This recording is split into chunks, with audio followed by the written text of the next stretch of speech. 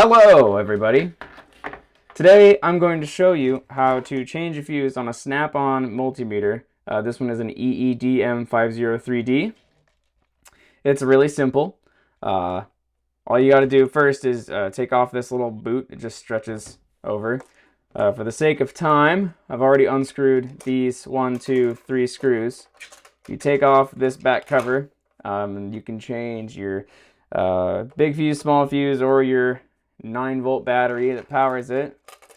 And then you would just put all this back together, and I'll show you here.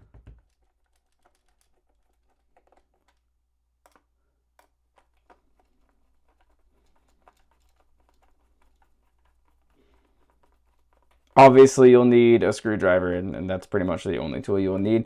And aside from that, you'll need the correct fuse, of course, to replace whatever fuse blew. And this little cover just stretches on over your multimeter like so. And now you are good to go for using your meter any way you like, as long as you don't blow the fuse again. So there you go.